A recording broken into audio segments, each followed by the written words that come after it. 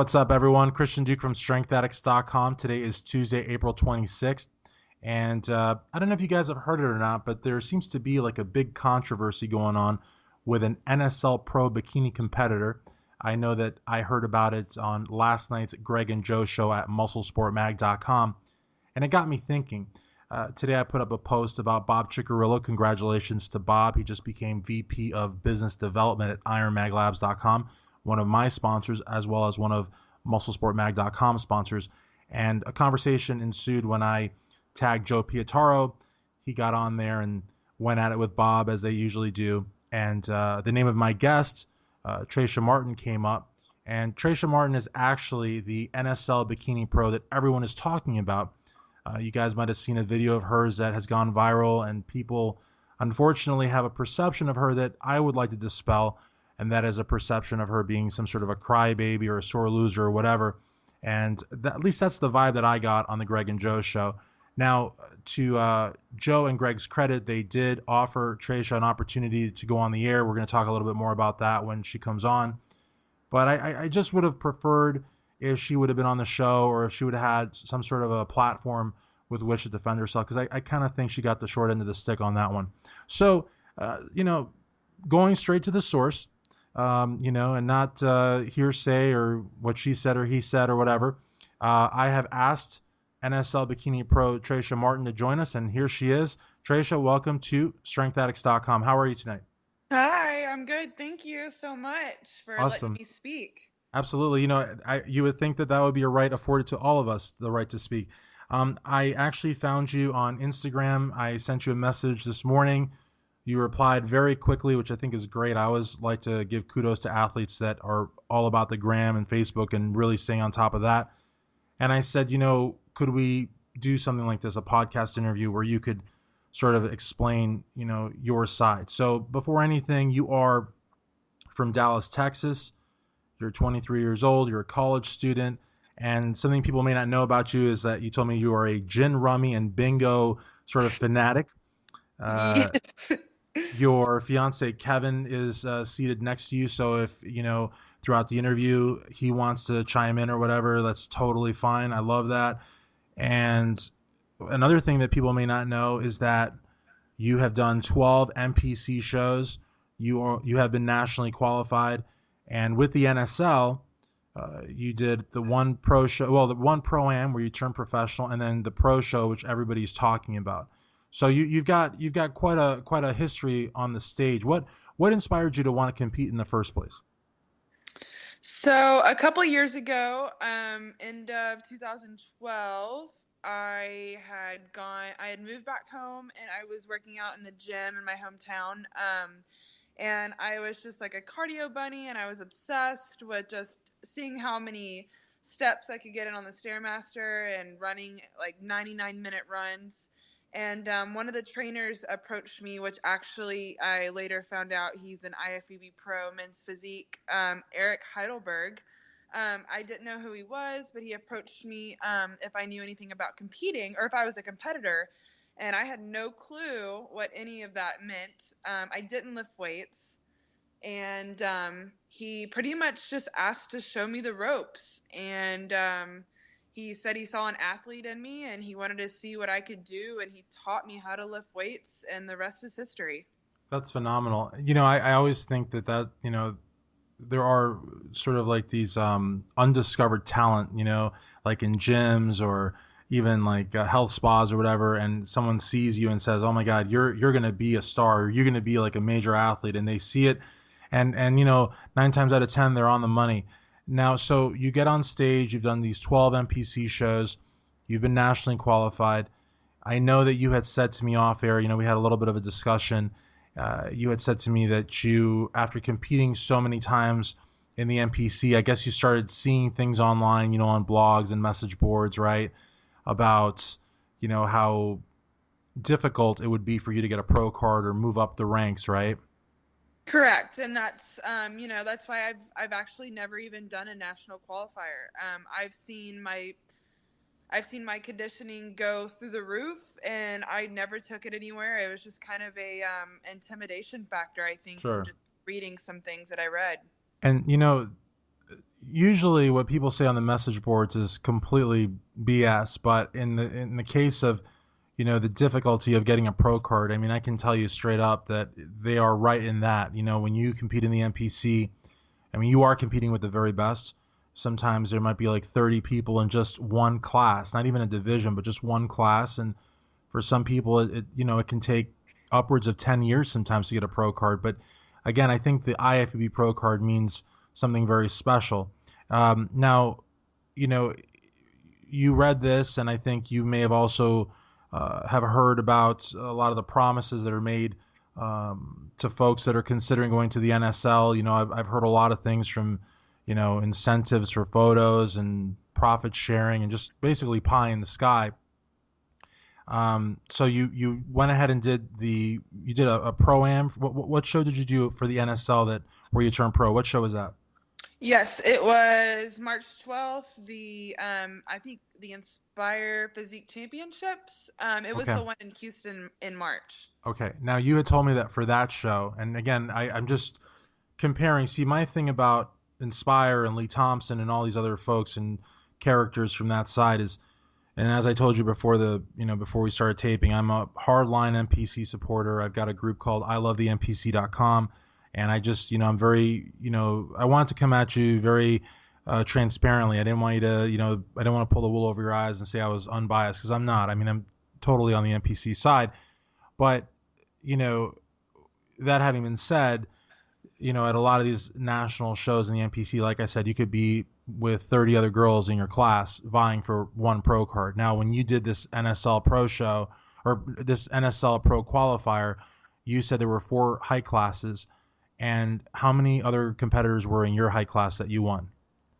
In my height class, there was myself and one other girl. Okay, so basically you and again, as I told you before we started recording, throughout this interview, I'm going to be making comparisons between the NPC and the NSL, but I don't want you to feel as though I'm saying that you're not a great competitor because I mean, I can see from your photos that you've got a great physique, you're beautiful, you're very conditioned, and you know how to train both in and out of the gym because I've seen you do stuff. I think you were at a playground or something and you were doing like different exercises and you were getting like a good pump going. So you clearly know your body and how to work out. But I think something, could easily be gleaned from the fact that in one show you're battling 30 women, for a pro card. In another federation, you're vying against one. Um, so okay, so you got your NSL pro card. You won your class, which consisted of you and one other competitor, and then you did your. Let's talk about your pro debut. What was your pro debut at the NSL? Pro debut was the Denver Championships, I Okay, think is what it was called. That was in Denver on Saturday. okay. So for that show, Um, take us back a couple of weeks before the show when you were talking about being pushed into bikini athletic and your decision to compete in beach bikini. Talk to us a little bit about that. Well, when I say pushed, I mean more so like thinking possibly the judging could skew to push me into that as far as Sure. seeing my physique on stage and what they think because nobody knows where they would be in a new Mm-hmm. category whenever there's beach bikini and bikini athletic. Some people are right in the middle, and honestly, when I bring my best conditioning, I think I'm right in the middle. I don't have the cap delts that Sarah LeBlanc has, and so that's one thing that like I can condition my glutes and my legs to be a little bit more separated if needed. But honestly, I'm like, I don't want to have the bikini athletic look in any sort of way. Sure. And I didn't want to have to be pushed to that if I had to go to the pro level and do it. And so Absolutely. being able to literally just keep a much fuller look than I was used to. If you look at my past pictures, you'd see that I look way, some would say, under conditioned, just because I didn't want to have any sort of a bikini athletic tint to me. Sure. And I don't know if you're aware or not, but the NPC just put out a guideline where, and I'm just saying this because this is a concern for the bikini division, not only, I guess, in NSL or IFBB, but just across the boards. The NPC, being the leaders, they wanted to make sure that the division went back to what it was supposed to be. And I think, whether you call it beach bikini or athletic bikini, like, I think, you make a clear distinction. I appreciate you making the distinction also about the pushed. You were basically trying to assess what what physique would be best for you on stage, and I totally appreciate that. But I personally like the softer look for bikini. I think that's what bikini was all about when it was started in the NPC, and where it should be in all other federations, because otherwise it starts to look like figure, and if you want to compete in figure, you compete in figure, not in bikini. Um, let's talk a little bit about that pro show though. So you went into the pro show. You said it was in Denver, right? Right. And okay, so you go into the competition, and this is where I guess the saga, the whole juicy part of the story, comes to play. So you get to the show. How many other competitors are there in your division, in the beach bikini division? In Bikini Beach total, there are two. So myself and another, as far as the Right. pros are Okay. concerned. So again, this is something. Again, the NSL is a new federation. I don't want to constantly remind folks of how small their classes and divisions are, but again, you know, there's only two competitors in the pro division, so that's a little bit on the weak side, but okay. So you get there. Um, what's the show like? First of all, like what is the backstage vibe kind of like? I mean, was there, for example, like at an NPC show, did they have like cases of bottled water for the competitors? Did they have any kind of a spread as far as food goes? What was the tanning situation like? I mean, was it like an NPC show? I know we didn't talk about this before the recording, and I hope I don't really ambush you, but just an honest answer. I mean, like what was the backstage like in comparison to an NPC show? Backstage was pretty similar. Okay. As far as they had, there wasn't like a pump up area. They had a couple of bands here or there. Okay. The head judge actually kind of made a joke about that and said, if y'all need a pump up area, you can go upstairs in the hotel to the gym. Oh wow. Yeah, but the tanning, they had like a glue and like the glue area for the tanning people. There wasn't any food or any water backstage. Well, there might have been water. I don't know. I didn't look. But as far Okay. as like the food, they were doing like this food reception thing after the whole show. So I think that was kind of the Okay. gimmick there. Okay. Fair enough. And so okay, so talk to us about the MC. Now there's I guess just talk to us about the whole show. I know a lot of the stuff you talked about, and I don't want it to be scripted or anything like that because I do have some background information. But I guess everybody right now is talking about the fact that you are a sore loser and that you're a crybaby and that so basically the other competitor, Sierra Capetius, you told me won the division or won the class and division. I guess it's the same thing really at this point. And you're okay with that, right? You're okay with the fact that she won like the show, right? 200%. 200%. However, what you're not okay with, and I personally, from what you've told me, I'm not okay with it either. Talk to us about the whole show. Talk to us about the comparisons. Talk to us about your solo presentation or your solo routine. Talk to us about the butchering of your name. I mean, folks, come on. There's MCs. We talk about people like Lonnie Teeper, Bob Ciccarello. I mean, these are guys that know what they're doing. And now, Traisha actually told me before the recording that she not only wrote her name for the MC, but she wrote it phonetically so that he would know how to read it, and he still butchered her name. How do you butcher one out of two competitors' names? I mean, this is outrageous. But I guess Traisha sort of talk to us about the whole ensemble of the 15-second routine. All of that stuff. Just lay it on us.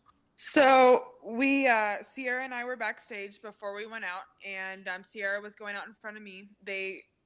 Lee was the MC. Lee called her name, and the guy backstage told us, "Okay, you're each gonna have 15 seconds. Sierra's gonna go first, and she's gonna have 15 seconds for her routine, and then after your name will be called, and then you'll walk out and you'll do your 15-second routine on the placement line, which has like the little box numbers of where whenever they do awards where you stand for whichever place you're in." Mm-hmm.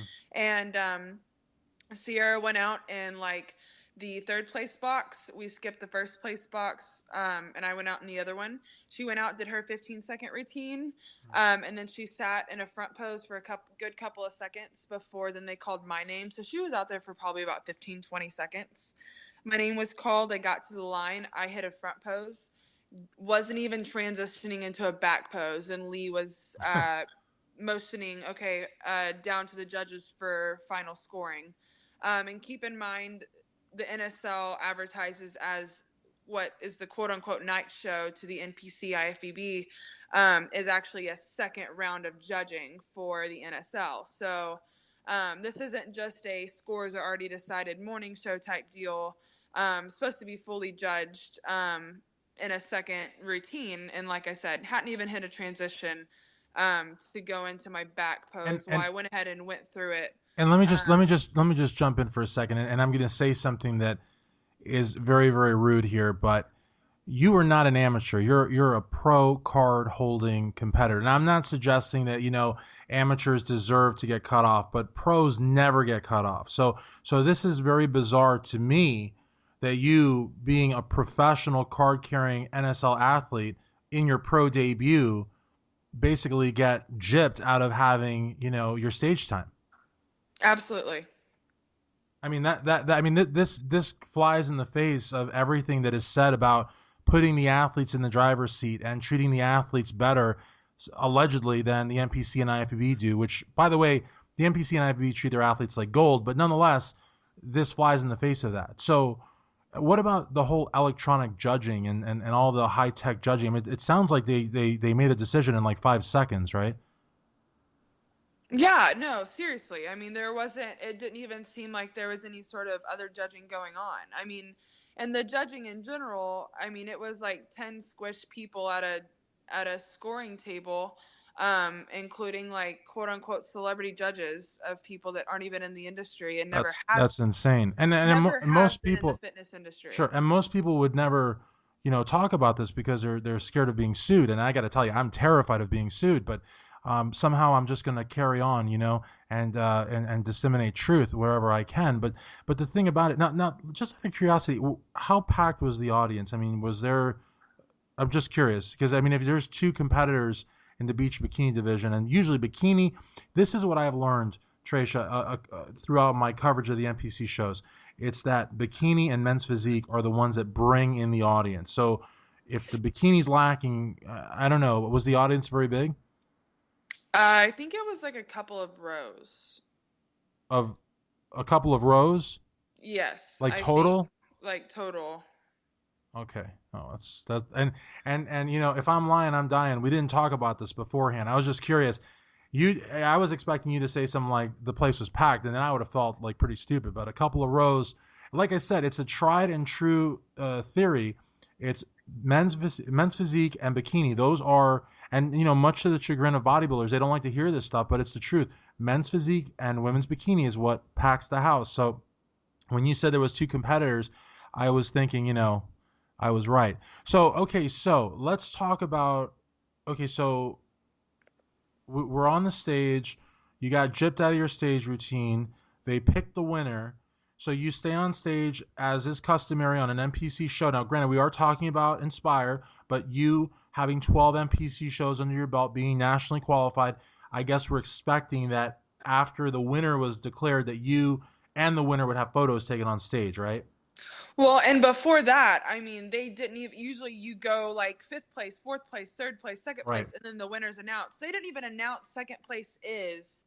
I mean, there was no re-announcing of my name and again. that And then and that is and again, that is standard procedure in the NPC, but not just the NPC, NABA, NGA, WMBF, IMBF. I mean, that is standard procedure in basically every physique-based sport that I've ever heard of. So, that is very surprising. yeah, no, So you didn't get your picture taken, and then I believe, allegedly, I have to say allegedly because I wasn't there, but you were there, and like I told you beforehand, anything that you saw with your own eyes, heard with your own ears, experienced in your own body, that's your own personal knowledge. So what does the phrase "Oh no, honey" mean to you? so as whenever Sierra was announced, like let me reiterate, I had no issue with that at all. She looked fabulous. We exchanged a hug, and I stood back to receive what I thought would have been the second place medal, picture, whatever. And as I stood there, came out of the hug and stood there. Jen actually motioned me back towards the back of the stage, off the side of the stage. Oh no, honey. Pushed me back off the side of the stage to Wow. just get off the stage. Yeah, that's crazy. Now, I don't know Jen from a hole in the wall, and so I'm not going to pretend like I do. But we did speak before we started recording, and it seems that Jen has some special significance for you in that she was your coach, also, right? Correct.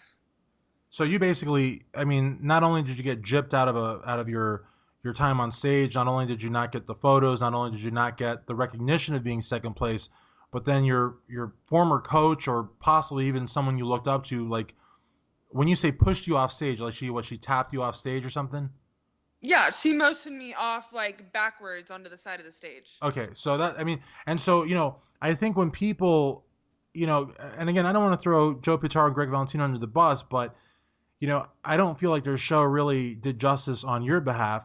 And one other thing about that, they did offer you an opportunity to go on the show, but you told me that they did so in the form of a Facebook comment at 1 p.m. on the day they record their show. They usually record their show like between 2 and 4 p.m. because I've been on their show many times. So they didn't really offer you that great of a notice. And also, you said that you had seen some of the stuff they were writing beforehand, so you didn't really feel like you'd have a fair shot on there, anyways, right? Absolutely. I felt like the stuff I saw was very just pun filled, and I wasn't trying to be the shot of a joke. That's not at all what I was trying to portray in the I first place. Yeah, I have to say though, in their defense though, like Joe's got a mean bark, uh, Greg also a little bit, but the thing is, they're both fathers, they both have daughters. I think if you would have gone on their show, aside from the fact I do believe they're good journalists, but aside from the fact that they are good journalists, I think the fathers in them would have kicked in, and I don't think they would have. I don't think they would have been anything but professional with you. But you had no way of knowing that. And if I was in your situation, I probably would have done the same thing. I would have just probably not gotten back to them, and that's why I appreciate you getting back to me. I also think that when people hear this, I think they're going to get a whole new perspective because they really. I don't. Bob Ciccarello went to bat for you a little bit, but Bob went to bat more for you by kind of taking digs at Lee Thompson. That's not something I'm going to do, and that's not really something that you've done throughout this whole recording either. And I applaud you for that. But you do have a side. Let me ask Kevin. What are your thoughts on all of this? Just because I know you're obviously you're not competing or anything, but you're her fiance, and I'm sure that you've probably seen some stuff online. Like what are your what are your feelings on all this? Honestly, it's not feelings. It's just more of treatment of professional athletes in general. They're supposed to be held to a higher standard. They've earned the right and they've earned the dignity to be on stage. And really, that's more of the frustrating part for me in this entire thing is, how it was just completely disrespectful. Mm-hmm. That's honestly the only feelings I have about the entire situation. Sure. No, I appreciate your candor, and I totally echo that, and that's why I earlier had said the same. And I don't want amateur athletes to feel like hey, I'm an amateur athlete, you can disrespect me. But when you're a pro athlete, this what happened to you, Traisha, should never have happened. I mean, to a pro athlete, I don't care. I've seen some pro athletes go well beyond their time limit, and the music doesn't cut off. The judges don't interrupt them; they just let them finish. So again, and I, it is what it is, I suppose. But Kevin, thank you for that. I really appreciate that.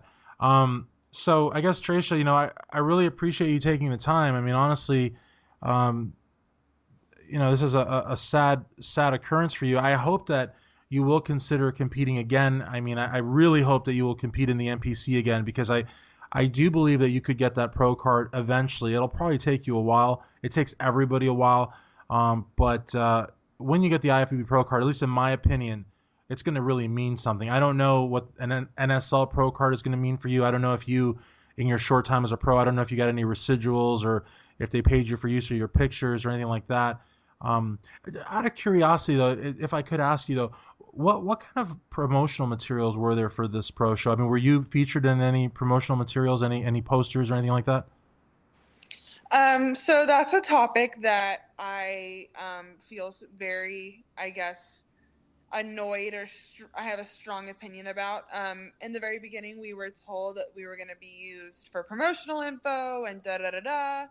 And yet, so far, I have not been utilized on one single anything. Um, no posters, no.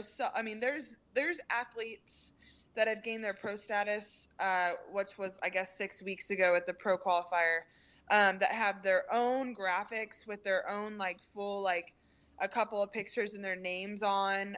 There's people that obviously have like show posters for. There's athletes that have literally 3, 4, 5 posters, and I have zero. Yeah, see, I mean, to me, I mean, again, it just seems like a lot of talk. Again, nothing against Lee Thompson, but there have been so many, free passes given to this organization. They're from their flop at Venice Beach to, Jerome Ferguson leaving their side. Now, I guess they have Tony Freeman, but I guess I really think what really sort of gives me the greatest pause is what you just said, is that this whole organization was based on giving athletes promotional opportunities because that was the way they were going to make residuals. That was the way that they were going to make, this profit sharing dream into a reality. But if you're a bikini pro and you haven't been on any now, what about Sierra Capicious? Was she on any posters? Um, Several. So so before we wrap up, see, because I like to ask questions. I'm very inquisitive. Um, why would you say she was? I mean, this is purely speculation here. So, but Honestly, I think this is where a lot of the motion comes into play because I have the same question. That's been my biggest question since day one, and you she's been established with them whenever she was before she was a pro, as day one as well. And I would like the same answer to that. but you're but so I guess what you're trying to say is maybe there's like some politics involved. Isn't there always? Well, no, because I mean, Lee Thompson said that the NSL they were leaving the politics behind, and they I don't know. In any event, let's leave it at that because let's we're speculating there. I mean, you don't know for sure it's politics, but then again, you as of yet have not been on a single poster, and this young lady over here has been on several. And you're both pros, and you were the only two pros in the pro show category for bikini, beach bikini. So I guess we'll just let the listeners formulate their own opinion on that one. Like I said, I really, really hope that you will take some time, reflect, and it sounds like you love competing. It sounds like you love being in shape, and your fiance seems incredibly supportive, and you're blessed for that. Because some significant others for the ladies especially can be all but supportive. In fact, a lot of them can almost pressure the ladies not to compete. So you're very blessed in that. But I do hope that you will consider returning to the NPC because I think that's where the talent's at, where the money's at, and I just hope you'll do that. Um, but just to let you be heard also, because that's the whole point of this thing. What are your thoughts on competition, whether it's NPC, Inspire, whatever? What are your thoughts on competition right now? As far as right now, I have a little bit of a bad taste left in my mouth from honestly, just a current situation. And everything's a little bit high pressured currently, and I'd like to just, kind of let everything ride through. Like you said, I love competing. Um, as of right now, I don't have any plans, but I love competing, and that usually beats everything. As far as training and everything, I'm addicted to it. So, we'll see a couple of months down the road kind of what everything holds for me. That's awesome. And one like I guess the last point that I want to make before I ask you the closeout questions, I really, really want to commend you for your sportsmanship and for acknowledging the victory of Sierra Capicious, and at no point in time even suggesting that you could have beat her, which I think most competitors would do. And I think you're just so beyond that that I think people should really uh, take a little pause there. I'm going to contact Dave Palumbo after this and some other folks, maybe even Tad the Diet Coach, some other people that might put you on much bigger radio shows and formats than this. and just give you an opportunity to be heard. I really, really love and respect. Well, love is a big word, but I really do love and respect Joe Pietaro, Greg Valentino. I just think that sometimes their passion for the NSL and their desire to be rebels against the NPC, whether it's justified or not, and which in their case is largely unjustified, sort of takes over. And I wish they would have at least spoken with you privately before doing that show. Hopefully now, I'm sure next week they'll have some kind of a rebuttal, but I hope that they remember that you have your side, and they did not report on that side. And again, I think you're just a phenomenal athlete and just a great ambassador for competition and being healthy. So I hope to see you on a stage, an NPC stage, if I get my wish very soon. Finally, Traisha, where can friends and fans go to keep up to date with you on social media? So my biggest social media, probably favorite platform is Instagram. It's at Traisha, and then two double underscores. So TRAISHA ___. Awesome. Well, again, I really, really, really appreciate you taking the time. Very short notice. You were very candid. We really spoke very little before taping. Everything was the truth as you saw it, as you heard it, and as you lived it. And I really appreciate that. For how should we sign you off? Should we sign you off as NSL bikini competitor, NSL pro, or should we just sign you off as Traisha Martin? How about Traisha Martin? How about Traisha Martin? For Traisha Martin, Christian Duke, StrengthAddicts.com.